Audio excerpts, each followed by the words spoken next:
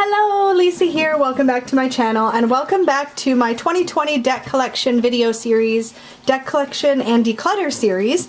So if you are new to this series, what I'm essentially doing is taking you through my entire collection of decks and at the same time also trying to identify decks that I may be able to pass on to a new home. So I've tried to group them into categories inspired by the lovely Dawn Michelle at Boho Tarot, who did that with her first deck collection series, I believe.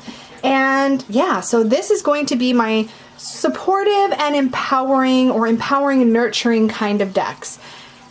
And this is tough because I have a lot of these, because this is totally my wheelhouse. This is one of my favorite areas because a lot of the client readings that I do focus on that sort of supportive, empowering kind of vibe. So I feel like I have a lot in this category, and I actually had to narrow it down and move some to other categories just so that this wouldn't be so insane. That said, I still think I have more than 20 decks in this category. So this is probably going to be a little longer. We'll see how I do, but I'm going to dive in. We're just going to reach for the first one. So this is actually one of the newest, I think the newest, yeah, this is the newest Oracle deck to my collection. And this is the Wisdom of the Oracle by Colette Baron-Reid. I actually picked this deck up entirely so that I could trim it and work with it. And I actually haven't had a full week with this deck yet, but look at the match with the color. Sorry, that's like, I geek out on that. I can't help it. Okay. So I actually took all the borders off this deck and then I edged it in colors that matched this center bit and the bag, obviously. See? Multicolored edgings are like my favorite. In any case, this has sort of a really cool vibe to it, right? It's kind of gentle and supportive. There's that image. Oh, so pretty. It's very gentle and like loving, and it feels like it'd be really good for healing work. There's some really, really good keywords in here. I've looked through this deck a few times, both when I did the trim and the edge, but also just sat with it and sat with the cards. And I really enjoy the mix of cards that are in this deck. So I really, really like this. And in fact, I got this partly because I think it's, Shayla, are you making a little nest? Are you laying down? What a good girl. She's just looking at me like, what? Anyway, I actually got this knowing that it will probably replace another deck that I have in this pile. So maybe I'll grab that one next and talk about it. But I really love it. I love the soft color palette. I love the sort of dreamy feel. This reminds me a little bit of a deck that I did end up rehoming, which was, I can't remember the name. That's not helpful. Gosh, what was it called? Somebody's going to be hollering at the screen. In fact, when I originally passed this deck up for that other deck, that's how I knew I really want... Okay, I'm not making any sense. I'm going to stop. I'm going to stop. But there is another deck that I ended up picking up that had this sort of dreamy quality to it. And I think it had dream even in the title. And I ended up passing that one on. But this one is much more for me. One of the other things, by the way, that tipped me over the edge for this deck is the guidebook, because you can actually read, there's an essential meaning, an oracle message, a relationship message, a prosperity message, and a protection message, which is kind of like your reversed sort of meaning. So I'm really looking forward to getting to know this deck better, but I just really liked how multiple purpose or multi-use it was created with the intention of being really usable in a variety of circumstances, and I love that. So I am going to really enjoy this one, I think, but I can't really judge yet because I haven't worked with it, but this is definitely in my keep pile. Next up, I was going to talk about the deck that I think this one might replace, I'm pretty sure, but I haven't pulled it out to look yet and really compare, so I'm going to just do this on camera with you guys. So this is the Enchanted Map Oracle deck, also by Colette Baron-Reid and Jenna De La Grataglia, which, by the way, Jenna De La Grataglia is also the artist behind the Wisdom of the Oracle. This was one of my first, well, this was my first Colette Baron-Reid deck, and there's something about this deck that I just really loved working with when I got it, and I've done a lot of healing work with this deck, but I feel as though I've outgrown it, if that makes any sense. And so and you can tell by the quality of the artwork that the artwork's actually really similar to the artwork in the Wisdom of the Oracle. It just has slightly different choices for the cards and the keywords. One of the stopping points for this deck for me has always been that I really need to work with it with the guidebook. I don't feel like it's a good standalone deck. You can tell the guidebook does have somewhere from use, but some of the keywords work well on their own, and some I feel like all of the depth of the meaning really lives in the guidebook. And of the two decks, between this one and Wisdom of the Oracle, I feel like the Wisdom of the Oracle does a slightly better job of you can just work with the keywords. There's lots of good stuff in the guidebook from what I gather, but you don't have to work with the guidebook. Whereas a card like Ghostlands, I can intuitively play with this, but it's not quite as clear as something like Strength. Same thing here, Magical Map Shifter versus Cleaning House, which is much more clear. So with this deck, I felt like there were cards where I really, like Bone Collector, I know this card very well because of the healing work I've done with that card, but otherwise I wouldn't necessarily immediately know what that's supposed to mean. And so I really like decks that I feel like I can be loose and free with, and this one, as beautiful as it's been to work with, it doesn't necessarily do that for me anymore. This is another one that I think would look stunning trimmed. Now, I did edge my copy in this linen color, but I think I'm going to consider this one for rehoming. So I'm going to set this one into a little pile of decks to consider parting with, and we'll revisit it at the end of the video, and we'll see what I decide. Okay, next up, let's talk about one of my very favorite tarot decks. So this is the Gorgonz Tarot, and this is kind of difficult for me because I actually have this deck in two sizes, and I love this smaller size that came out. It was like a limited edition smaller size that I believe it's Schiffer Red Feather. Yeah, Schiffer Red Feather released, but they released the smaller deck without a box or the guidebook or anything. So I have the larger version of these cards that I don't really feel like I need, but I also don't want to part with the guidebook because I think the little guidebook is great. In any case, this is another underrated tarot deck that I don't feel a lot of people have been talking about. I found out about it long after it had been out. I think it came out in like 2012 or 2014, so it's been out for a long time. And yet I don't really see people talking about it. I did do a very in-depth first impressions walkthrough of this deck, so I will try to remember to link that up in the cards. It's really good, you guys. This is a really great deck, and I absolutely love it. It's a very empowering deck. Really good for self-worth work. I think it works really good for clients being able to see themselves in these cards, even though I think it's just because it's not colored. There's just a lot of expansiveness to it. I really love it. I really, really love it. I need to edge this version in black because I did that with the larger cards. I think I really do want to rehome the larger version. I just don't know if anybody would want it without the guidebook. So, but I feel like it's wasted in my collection because I'm only going to use this one. I don't see myself reaching for the larger one. So that's a bit of a conundrum that I've got to sort out. But this deck is definitely staying in my collection, and the guidebook is fabulous, partly because there's some little Easter egg kind of things in the guidebook as far as some characters that show up throughout the cards and things like that. And I don't think I'd want to let that go. So it's in this cute sort of kitty bag, but I don't know if this is the bag it'll ultimately stay in forever, but I like it. Okay, keeping. Next up, this is a stunning mass market Oracle deck that I absolutely gushed over when I first got it, and I wish there was no border on the backings because there's no border on the fronts. This one I edged in a pretty yellow color to match the borders. This is the Whispers of Lord Ganesh Oracle deck, and this is I believe this was a Blue Angel deck. It is really glossy, but the artwork is so vivid and vibrant, and this is one of these really, really wonderful decks for self-love, for healing, for, it's just, this card almost makes me cry every time I see it. It's just so full of, I don't know how to describe it. This deck is my everything, and there are actually cards representing each of the chakras in here, so this is really wonderful as an accompaniment to my chakra readings.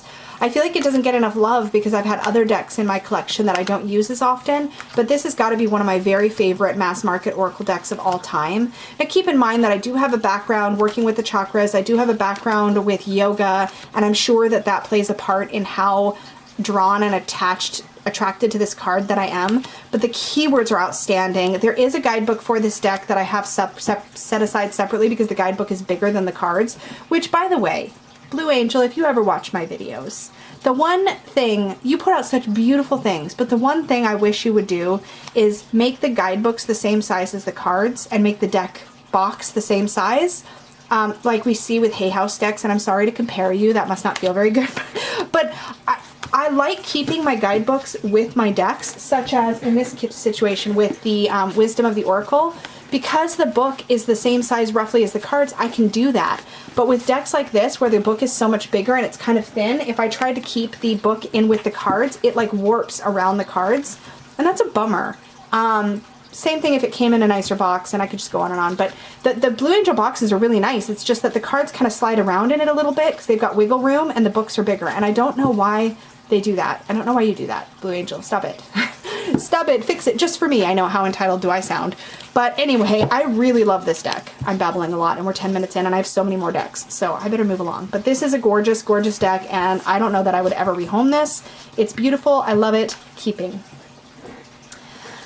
Okay, let's look at some of my other mass market decks, because maybe I can whittle things down. So this deck here in this gorgeous like denim-y looking, it's not really denim, it's a really soft cotton, but this is the Sacred Rebels deck, and my copy is trimmed. These Blue Angel decks trim up so gorgeously. This is another really, really empowering deck. And it does tend to be one that I reach for to support self-worth readings, because I think it does a really good job at that. And I think this one can be a little bit more approachable for, I guess, the average client than the Whispers of Lord Ganesh deck. This definitely speaks to that idea of Sacred Rebel. And I think it really does speak to empowerment. I actually thought this might be one I'd be ready to let go, but I'm not sure. It does tend to deliver really well when it comes to self-worth readings, and I do a lot of those. So, man, I don't know. I'm going to put this in the to think about pile and revisit it at the end of this video, I think. Okay. Next up is the Gaia Oracle, and this one is the other Tony Carmine Salerno Oracle deck that I have. I also trimmed this one down. It's another Blue Angel deck. So I did rehome my Ask an Angel Oracle, or I put it in the pile. I haven't rehomed it yet, but I put it in my pile to consider rehoming because, and I did that one in the Fairies and Angels version of this, or chunk of this deck collection video series. Anyway, partly I did that because I knew I had this one to sort of fall back on, and I think this one's a really beautiful one to pair with like the Art of Love Tarot. But actually, as beautiful as I think this deck is, I have not felt like reaching for it. And I have trimmed, did I mention I trimmed it? Yes, I think I did. This was a scissor trim, so it's one of my earlier trims. It's a little bit uneven, but it's good. I cut off the words. Let's see, where do I cut off the words? I just saw one. Well, they come close to the words here at the bottom. Did I actually cut them off? I thought I'd found one that I cut it off. Yeah, here. It's just a little bit cut off at the beginning. You can still see that it says appreciation and that the last word is reconnection, but it's a little bit cut off. I think this is one I think I may need to rehome. As much as I love this artwork, I just don't feel called to work with this. And I really wanted to keep one of the Tony Carmine Salerno Oracle decks to use with my Art of Love Tarot, but actually, I don't think I need to. Again, really beautiful, and the guidebook that comes with this deck is really beautiful, but I just don't feel, I'm looking at it now and I just don't feel very attached to it. So I think I'm going to put this in the pile to consider rehoming. I think there's a good chance I'm going to pass this one along. Okay, let's talk about, oh no, Lisa's dropping things. Okay. It's okay. We'll deal with that in a second. So these are my self-care oracles, and I do think I want to bring this down to just one. So we're going to look at both of them. I keep them together because they're both of my, well, they're both my self-care oracle decks. So I have two here. The first one is Deja Druid's My Quality Self-Care, My Quality Time Self-Care cards, and these are just really beautifully illustrated cards with different self-care activities on them. I really love this deck. This was the first deck of its kind. Uh-oh, look at me being a klutz. This is the first deck of its kind I'd ever encountered, the only self-care deck I'd ever encountered when I found it.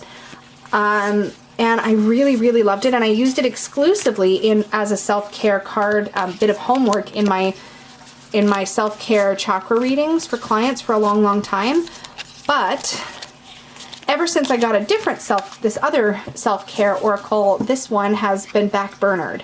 and I think it might be time for me to pass this one along. So I'm going to set it aside. It is really, really beautiful, and it's a Trump-sized card, so it's like, it's smaller. Yeah, that's helpful. But it's really easy to handle, small, good to shuffle. There has been a newer edition of this deck that's come out since that I think came in a better box, and I think had a colored gilding, or colored edging rather, on it. But I don't have that one. This is the first edition. I think I am going to pass this one along. We'll see. I'll put it in the pile. We'll come back to it. But this one, the Sacred Self-Care Oracle by Jill Pyle, this actually originally came out as an independent deck, actually. Jill Pyle, if I remember correctly, is the creator or one of the people behind the Goddess Provisions box, I think it is. I may have my details wrong. I'm very sorry. I will try to remember to have links down to everything down below. And I first saw this deck in a Goddess Provisions box unboxing and fell in love with it. But it was kind of pricey. It was an independent deck. And then I found out that, is this Hay House? Is this Hay House? I'm pretty sure. Yeah, this is Hay House. Then I found out that Hay House had it. And I was like, no. And they did such a beautiful job with this deck. First of all, look at the backings. I love the generous size of these cards, and I love the selection of self-care activities that are in here, because some of them are like really classic, like make a meal, beauty ritual, and then some are like a little bit more feeling based, like flow like water, or sing. Well, sing's still an activity. Look for fairies. I really love this. This is totally my aesthetic. This is my go-to for self-care, and it has been since I got it. So I think this is the one I definitely want to keep, and I don't feel like I need them both. So yeah, I think this is going to be the one I'm going to keep. Also, the little guidebook that comes with this is very well done as well. I just love these backings. Aren't they the prettiest? Okay. You get a little bit more information on each card, including a journal prompt and a mantra. I mean, like, this literally ticks all the boxes for me. I believe at the time you see this video, you'll have seen a walkthrough of this deck, so I'll have it linked up in the cards. If not, it's coming, because I have filmed it at the time I'm filming this. Also, I love my little ladybug bag for my self-care deck, and it fits so much better with only one in there. Okay, keeping that for sure. Next up, also by Deja Druid, is the Personal Power Oracle. So this one was an Indiegogo campaign, and this, by the way, is the same kind of packaging I believe you get in the new edition of the My Quality Time Self-Care cards. Really, really pretty. I love this kind of box. And I feel like I might have put these in a different category also. I may have. These might have also shown up in my affirmation section. I'm not sure. I feel like I've been talking about these recently. But anyway, these are really well done, and each one has a different affirmation. I am lovable, I follow my heart, I am authentic, etc., all the way through. There's also 12 cards here in this set that are associated with the 12 zodiac signs, which is pretty cool. Like this one is, I believe, the Capricorn. I am determined. I think this is the Capricorn card. This is the Aquarius card. So these are really great, and they're very empowering. These are so good to cap off a client reading when we've been dealing with some hard-hitting stuff, and just to remind the client of his or her worth. This is great. There are not any male or masculine people featured in this deck. Maybe some gender, possibly non-binary folks are in here. Yeah, so there's a little bit of possible not quite so femme imagery in here, but not a lot. It's a very female-centric type of deck, or woman-centric type of deck, I should say. Really pretty. I love these like mirror backgrounds. This is definitely a favorite. Oh, that's what I did. I recently filmed a walkthrough of this deck. That's why it's on my mind. Okay, well anyway, this is a definite keep. I love this deck, and I have to keep at least one of Deja Druid's deck because I absolutely adore her artwork. So that's a keep. Next up, speaking of empowering decks, do you love this like naughty lingerie bag? Isn't that the cutest? Okay, anyway, this is a NSFW, or not safe for work deck. So if you are currently someplace where like some more graphic nudity, not your bag, then you might want to fast forward to the next bit or finish watching this video later. So you've been warned. This is a very sex positive and empowering deck, and I absolutely love it. Peggy and I had filmed a flip through of this deck live on my channel here, and you can find it. If I remember, I'll link it in the cards. And I really expected this to be a very gimmicky, kind of fun, kind of kinky, sex positive sort of deck. But as we started reading the digital guidebook that you can get, in fact, there's a little thing here that gives you a link of how to download the PDF of the guidebook. We started realizing just how much incredible depth and how many empowering messages are contained within these, with the guidebook. And it just gave this deck a whole new feeling for me. I absolutely love this for doing any kind of empowerment work for myself, any sort of self-worth work for myself.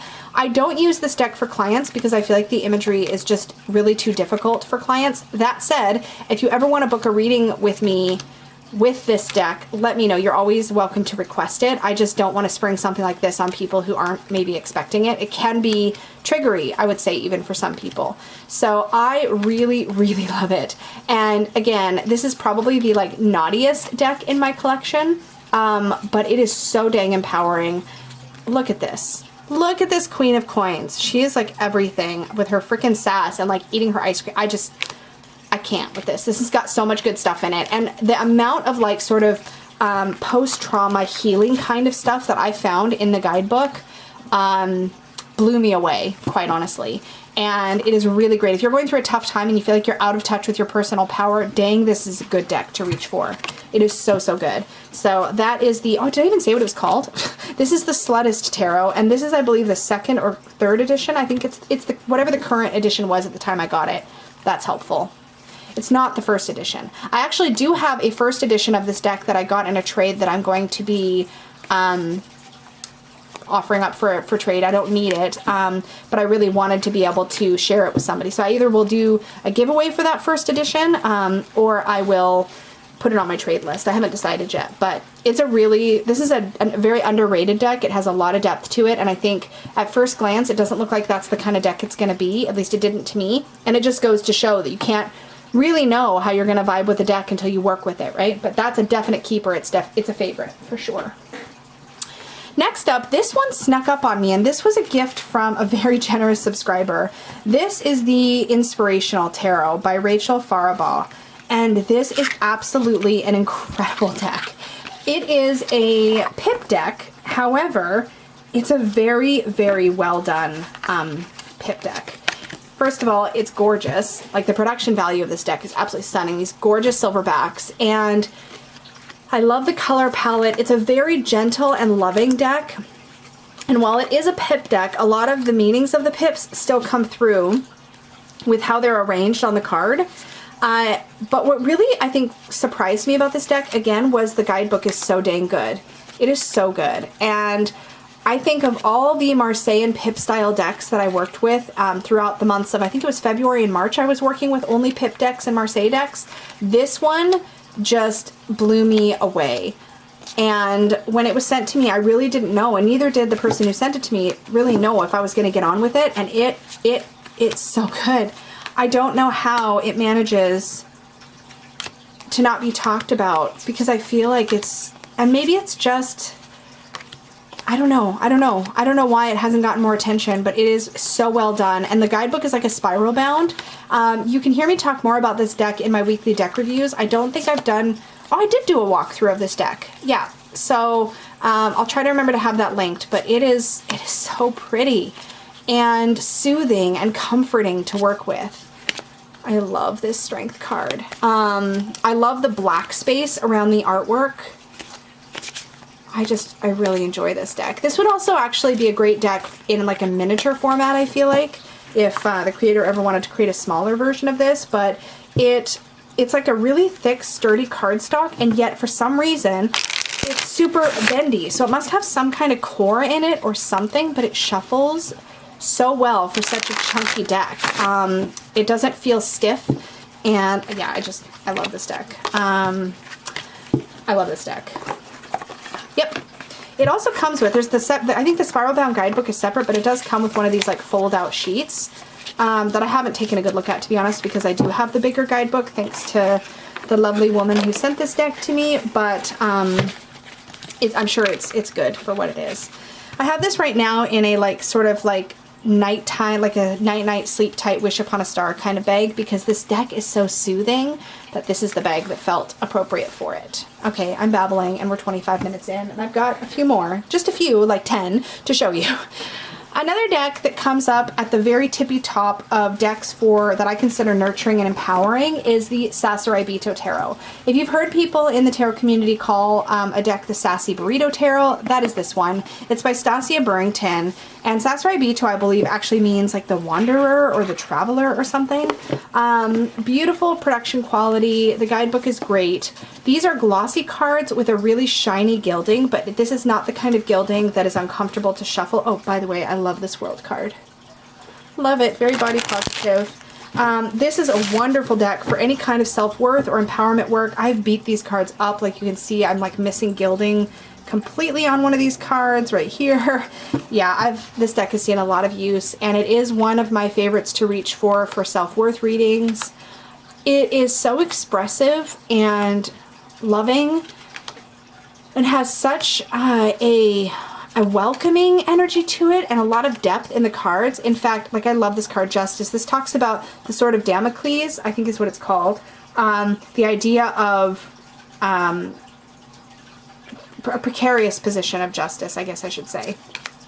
Really, really cool depiction. Love the many hands and all of them working and being distracting in the Magician. I think that's very true to the meaning of the card.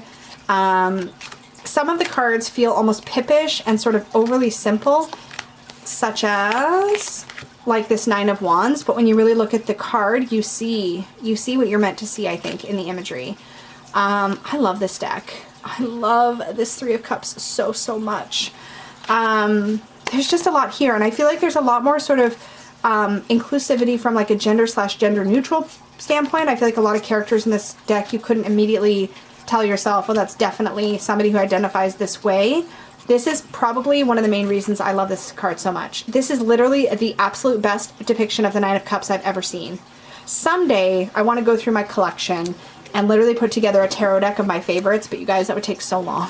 This would definitely be my favorite Nine of Cups. And the Nine of Cups is one of the cards in a tarot deck that is a deal breaker kind of card. I have to like that card. Otherwise, it can really mess with how I enjoy the deck.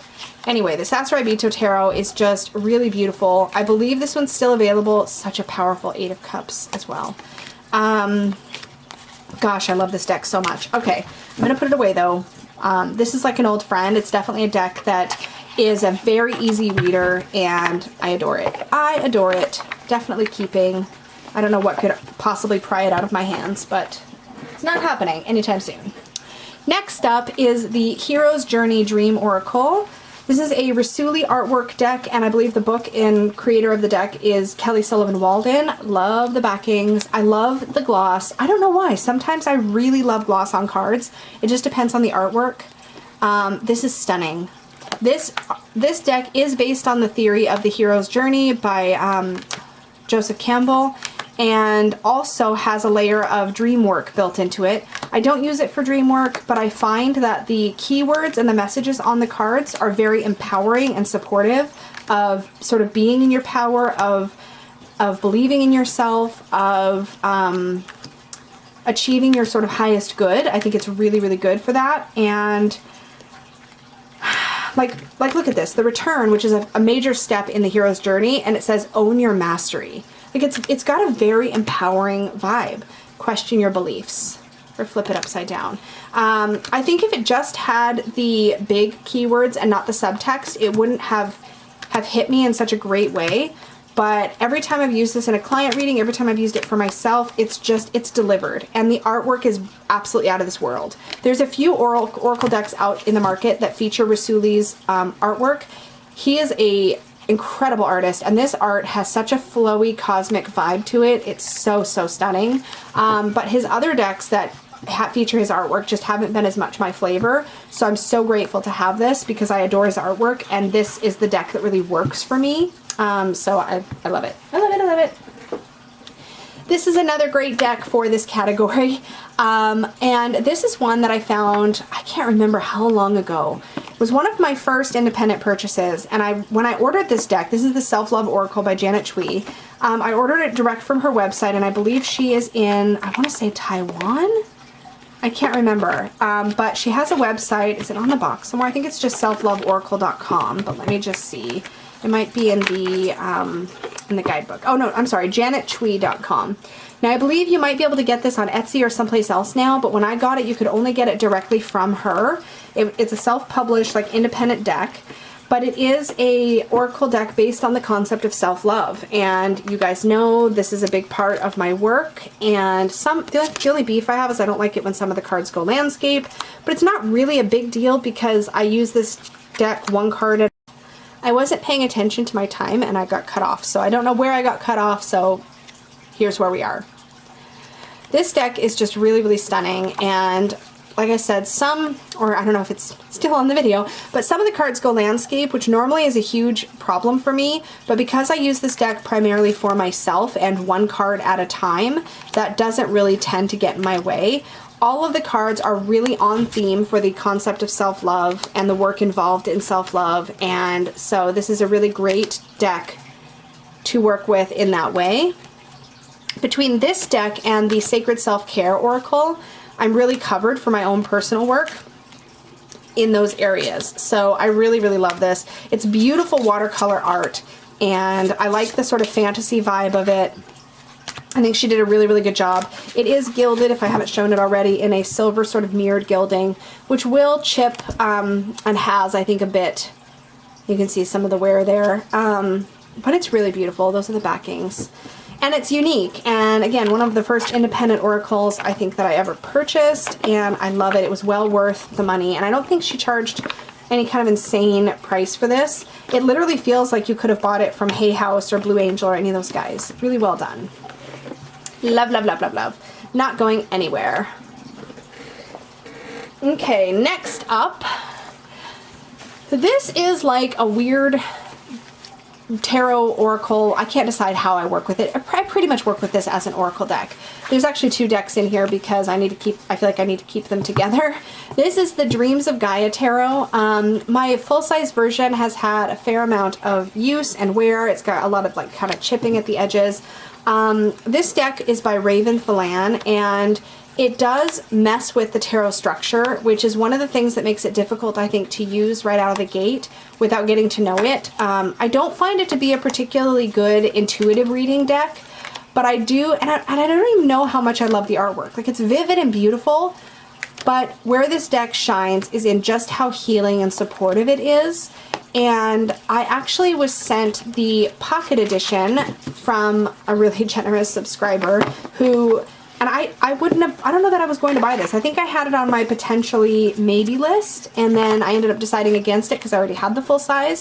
The pocket edition is so stunning. It's matte. It shuffles absolutely beautifully, and I think being borderless, it just helps the artwork to just really shine. And the little guidebook that comes with it. Now this Blue Angel is exactly what I'm talking about. Blue Angel did this deck, and look.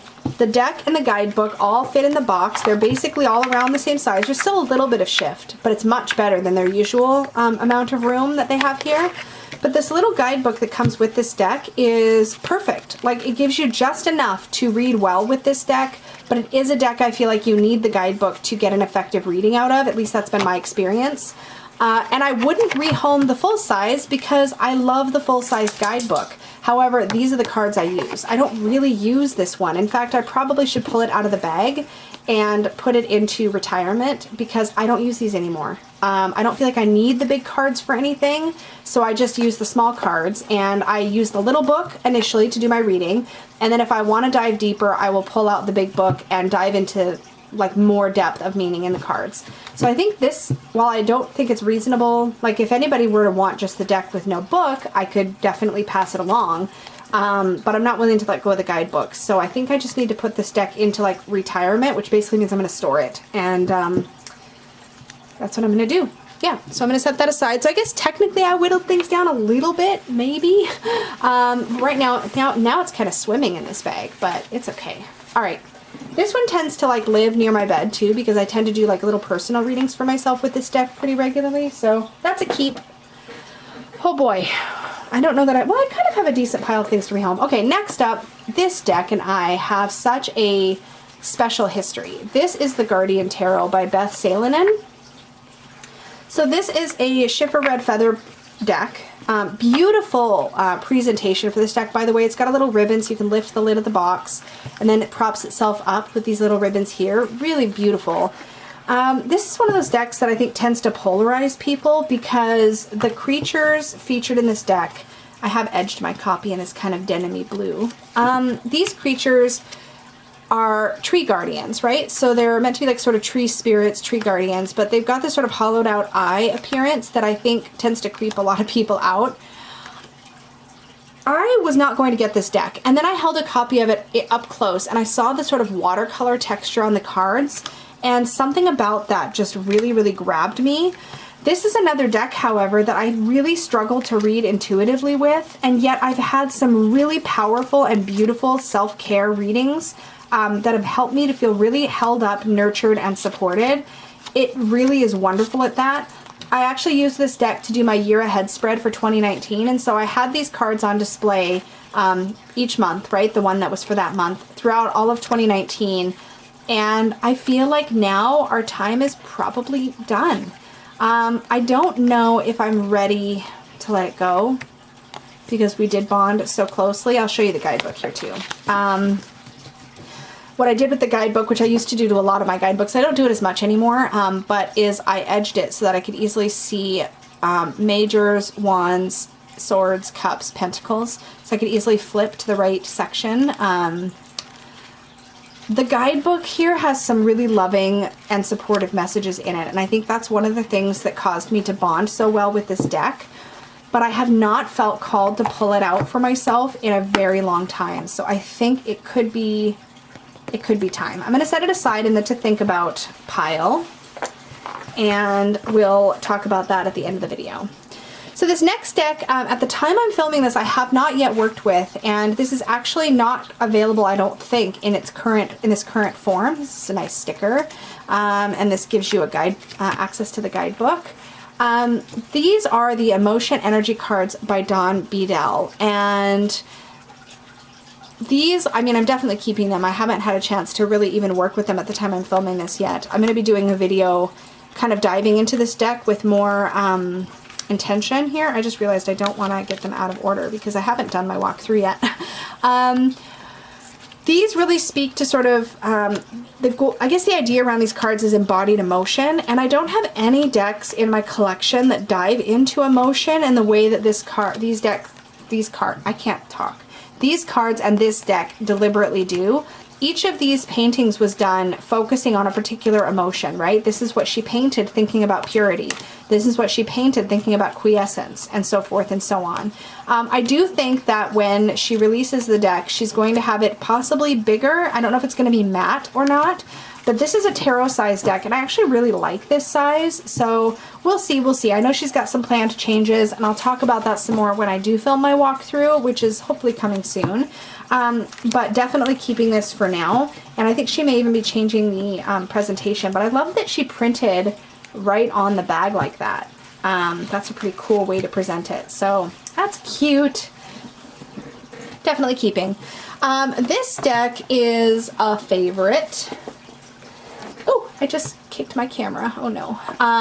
This deck really blew me away when I first got it, and it's another underrated deck. It's called Messages from the Light Meditation deck by Joyce Huntington. When I first did my walkthrough of this deck, I think I may have done it live. As soon as I was done, I Googled this artist and looked up more of her art because I just was so taken by it. But this deck is a wonderful intuitive reader for me, and it also does work beautifully as a meditation deck. This is what the backing looks like. I just found this artwork to be so captivating and so emotive, and the keywords are so beautifully expansive. I don't think I would pass this deck along. I really love it. Cherish, family, group work. I love this connection card. Intention, dream work. I haven't used this in so long. I love this listening card. It's so beautiful. This is one that I think I don't tend to use it so much as like an oracle deck, although I guess I have, but I really do like it as a card for contemplation. There's not a whole lot of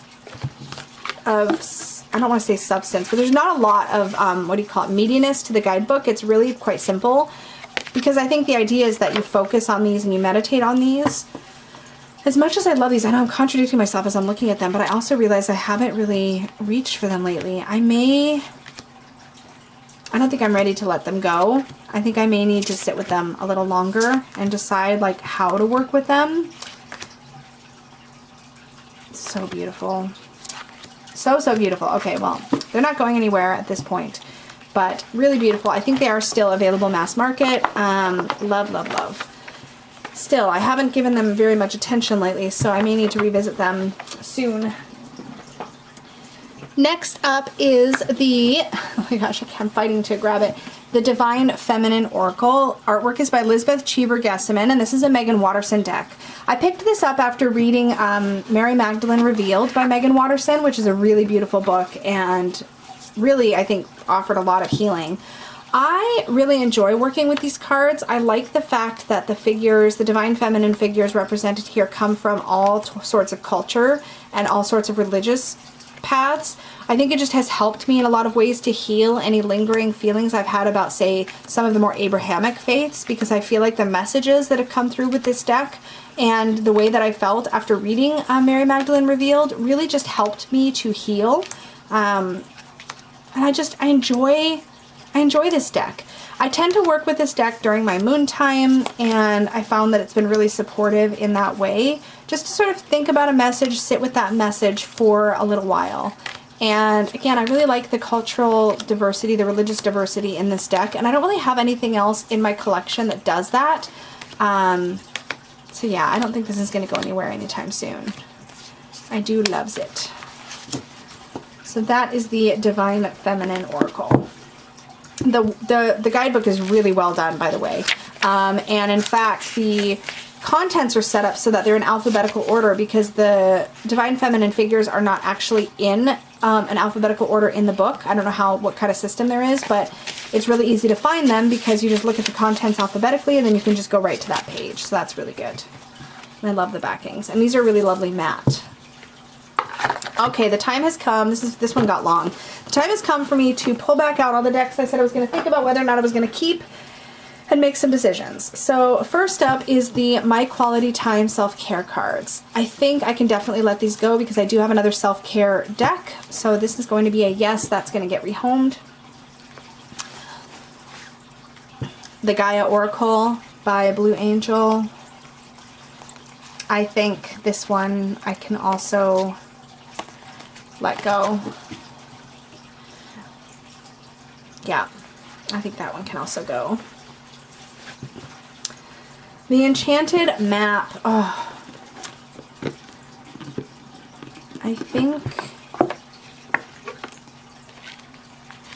yeah, I can let this one go. That one's got a really nice box. I think this one just does too, so we'll see. I think I tend to repurpose my bags. So I think I'm going to keep the bags, but I think those are both going, or all three of these are going, I should say. All three of these are going. Let's just put them here so you can see them. Sacred Rebels. Let's take a look. I really like this deck. I don't think I'm ready. Thinking about some of my other Oracle decks that I might use more often if I didn't have this one. Because I think sometimes I sort of pigeonhole myself. I think I actually might be ready to let this one go. I think I might be ready to let this one go. I don't know, it's really good though. If I'm this undecided, I feel like I might need to wait. I may have a final video at the end of this series, just revisiting any that I've kind of thought about some more. Maybe I'm going to put this in a maybe pile for a little while and then revisit it at the end of this series. Okay, and the Guardian Tarot. I really do feel like we may be done. And it's so funny because this was a favorite, and I think 2018 it was one of my very favorite decks of the year. but I haven't missed it. And in a sense, I was almost kind of like over it by the end of 2019 after using this for a year. It's really a very nurturing and supportive deck, but I feel like there's just others that I would reach for first, like the Sasuraibito Tarot. I think I'm ready to let this one go.